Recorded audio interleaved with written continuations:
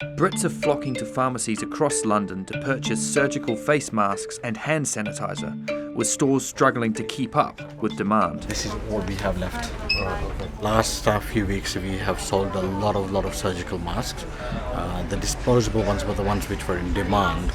I think within 2 days we have sold over 500 pieces that we received. So we had 200 of these come in, and again out of the 200 that we received, there's only about 13 left. People are just panicking, buying in mass bulk. A lot of the time they want to take it back home for their family because they can't get it abroad. The people I spoke to, they said they're from China, and apparently they didn't have any stock there. So they bought, some people buying 15, some buying 10s, 20, and they're sending it, they were going to travel back in within a week or two, so they will take it with them as a precaution for the family members. Sun Online checked with pharmacies in all 32 of London's boroughs. Just 2 still had surgical masks in stock. Many said they were unable to restock from their suppliers. We deal with 5 suppliers, and we've been told that there's no stock available. There's a national shortage, and they're presuming the stock should come back in hopefully within 3-4 weeks' time. I ordered 500 pieces of each variety of antibac hand gels, and I only received 100 of each variety. So again, the stock is just running out too quick. So I thought, okay, rather have the 100 than not have anything at all. Just sell what we can. But it's not just high street stores struggling to keep up with demand. Online, Boots have completely sold out of surgical masks. Their website saying, "We won't be receiving any more stock." The masks are still available on sites like Amazon and eBay. But no matter where you buy them, experts say these masks do little to stop the spread of the potentially deadly coronavirus. Unfortunately, the evidence in the literature, the scientific literature, is that in the community setting, so for the general public, these face masks aren't very effective at all.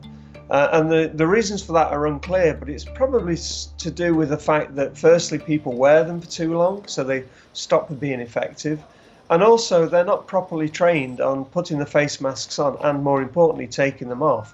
And so there's always a risk that they can touch their mouth, their nose, their eyes, and any virus that is on the face mask or indeed on their hands can then be transferred. In a hospital setting, it's a different ball game. They have been shown to be effective.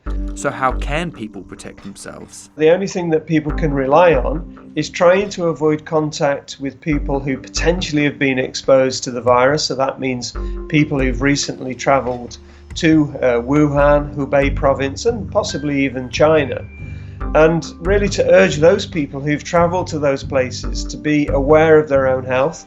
If they start to develop symptoms which are like a cold or flu, or they feel generally unwell, to contact the NHS on the helpline, the 111 helpline, and for them to be aware of the fact that they could potentially be a risk to other people, doing things like washing your hands very carefully, very thoroughly, as often as you can.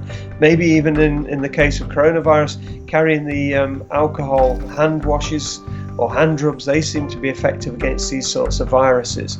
But in general, it's good hygiene, and in particular, if people have got symptoms of a cold or flu, that they themselves practice good hygiene, that they sneeze or cough into a tissue and dispose of it, and then wash their hands. And that way we can have a big impact on circulation of these viruses in general.